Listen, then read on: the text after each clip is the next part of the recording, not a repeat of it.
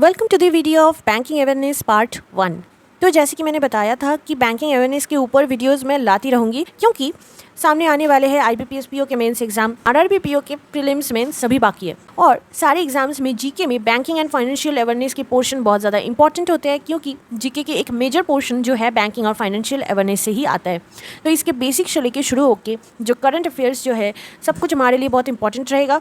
तो इसके लिए आज शुरू करते हैं पार्ट 1 से, जो है एकदम बेसिक ऑफ बैंकिंग, ये है हिस्ट्री ऑफ बैंकिंग। तो हिस्ट्री ऑफ बैंकिंग ऑब्वियसली ये इंडिया का हिस्ट्री के बारे में बात करेंगे हम, वर्ल्ड हिस्ट्री हम बहुत ज़्यादा फोकस नहीं करने वाले हैं, इंडियन हिस्ट्री के ऊपर हम ज़्यादा फोकस करेंगे।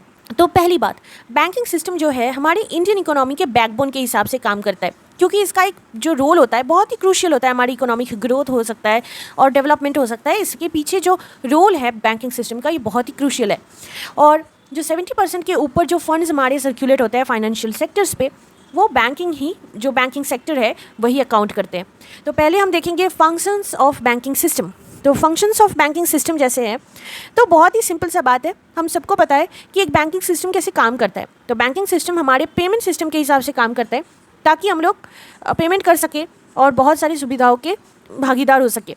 और सेकंड जो है, ये एक्ट करता है एज अ कस्टोडियन और हमारे जो पब्लिक सेविंग्स है इसको प्रोटेक्ट भी करते हैं क्योंकि हम जो सेविंग्स करते हैं वो बैंकिंग में ही, बैंक सेक्टर में ही सेव करते हैं। हर किसी का किसी ना किसी बैंक पे एक सेविंग्स अकाउंट होता है जहाँ पर हम हमारे पैसा बचाते हैं। तो हमारे जो बैंकिंग सिस्टम है ये हमारे प्रोटेक्टर बन गए। और थर्ड जो है, ये इंडिविजुअल या फिर बिजनेस को लोन्स प्रोवाइड करते हैं।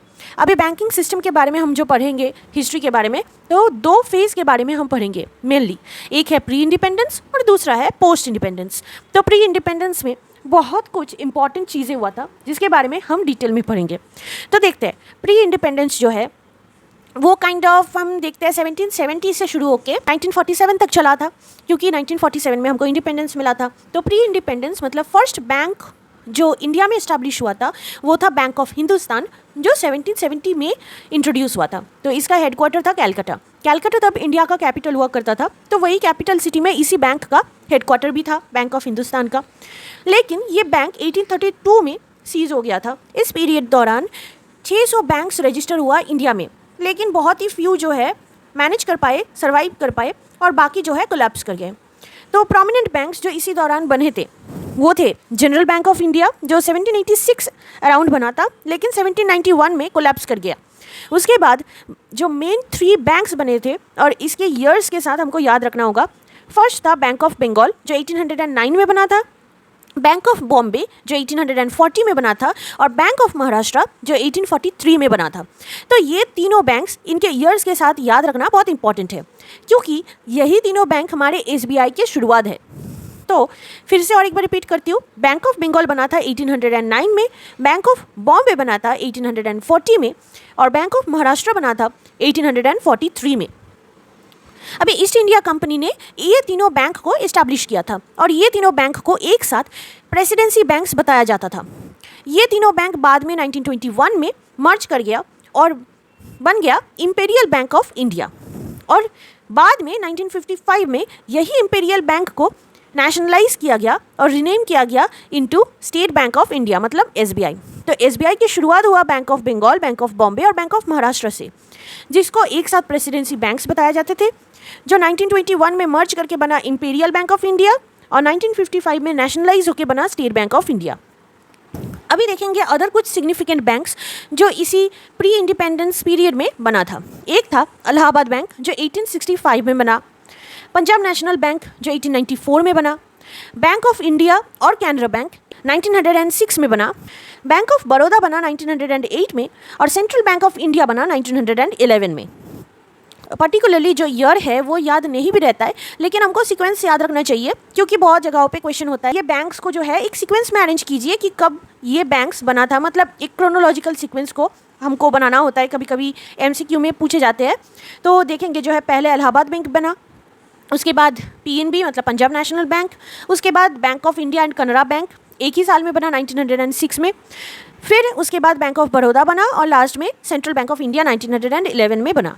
रिजर्व बैंक ऑफ इंडिया जो है RBI वो 1935 में बना हिल्टन एंड यंग कमीशन के रिकमेंडेशन में।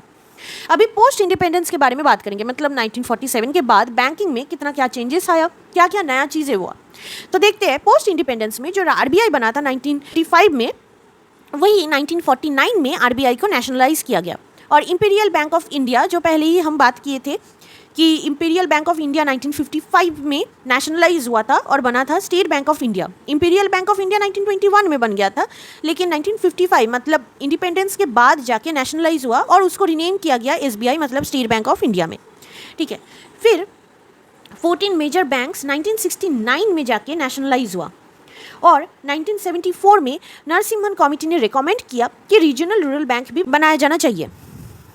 तो इसके पीछे आप देख सकते हैं कि इतने दिनों तक जितने सारे बैंक्स बन रहे थे वो स्पेशली एक अर्बन एरिया में बन रहा था और रूरल एरियाज़ को नेग्लेक्ट किया जा रहा था। तो नरसिम्हन कमेटी ने सोचा कि रूरल एरिया के डेवलपमेंट के लिए बैंकिंग सिस्टम को बनाना बहुत ज़रूरी है। तो नरसिम्हन कमेटी ने 1974 में रिकमेंड किया कि रीजनल रूरल बैंक जो है वो बनना चाहिए। लेकिन फर्स्ट आरआरबी बना अक्टूबर 2, 1975 मतलब अगले साल 2 अक्टूबर को बना और 6 मोर बैंक्स वर नेशनलाइज्ड इन 1980।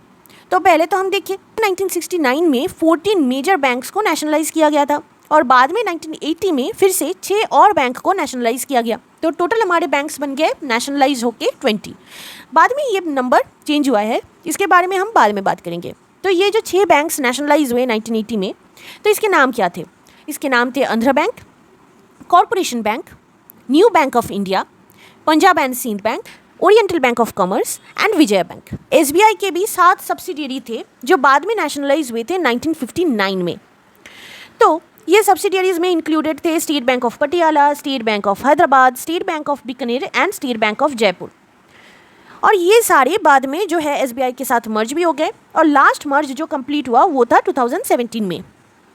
अभी हम पढ़ेंगे इम्पैक्ट ऑफ नेशनलाइजेशन।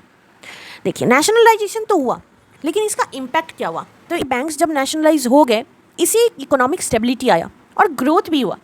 इसकी वजह से एक इम्प्रूव्ड एफिशिएंसी हुआ बैंकिंग सिस्टम में और रूरल और एग्रीकल्चरल डेवलपमेंट को भी बूस्ट किया गया क्योंकि रीजनल रूरल बैंक्स भी नेशनलाइज हुआ था। इसके बाद जो है एम्प्लॉयमेंट अपॉर्चुनिटीज़ क्रिएट हुए। ऑब्वियस बात है कि बैंकिंग सेक्टर अगर बन रहा है तो वहाँ पर एम्प्लॉयमेंट की तो ज़रूरत होगी ही। और लास्टली जो हुआ, गवर्नमेंट को एनेबल किया गया ताकि वो जो प्रॉफिट्स है उसको यूज़ कर पाए पब्लिक वेलफेयर के लिए। इसके बाद लिबरलाइजेशन पीरियड आया 1991 में और अभी तक वो लिबरलाइजेशन पीरियड चल रहा है। तो लिबरलाइजेशन पीरियड में क्या क्या इंप्रूव हुआ और क्या क्या नया चीज़ हुआ वो देख लेते हैं। गवर्नमेंट ने अप्रूव किया बहुत सारे प्राइवेट बैंक्स को बनने में, जैसे ICICI, HDFC, axis bank etcetera. बहुत सारे फॉरेन बैंक्स ने अपने ब्रांच भी खोले इंडिया में और payments bank, small finance bank, internet banking जैसी चीज़ें भी आए। अभी और कुछ प्राइवेट बैंक्स के बारे में देखते हैं जिनको अभी रिसेंटली बैंकिंग लाइसेंस मिला है। जैसे कोटक महिंद्रा बैंक को 2003 में लाइसेंस मिला है, येस बैंक को मिला है 2004 में, आईडीएफसी और बंधन बैंक को मिला है 2014 में। अभी हम मेनली कुछ चीज़ें पढ़ेंगे जो फर्स्ट होते हैं। फर्स्ट चीज़ें बहुत ज़्यादा इंपॉर्टेंट होते हैं, चाहे वो कुछ भी हो। तो देख लेते हैं बैंकिंग में फर्स्ट चीज़ें क्या क्या है। तो फर्स्ट है फर्स्ट बैंक इन इंडिया। ये तो हम पहले भी पढ़े हैं कि बैंक ऑफ हिंदुस्तान है जो 1770 में इस्टेब्लिश हुआ था। नेक्स्ट है first bank managed by Indians. ये है Oudh commercial bank. First bank with Indian capital was Punjab national bank. First foreign bank to establish in India is HSBC. First ISO certified bank is Canara Bank. First Indian bank to open foreign branch is Bank of India. First bank to introduce internet banking in India is ICICI. First RRB is Prathama Bank sponsored by Syndicate Bank. And first ATM in India was established by HSBC in 1987 in Mumbai. आगे के parts के लिए मेरे channel को ज़रूर subscribe कीजिए।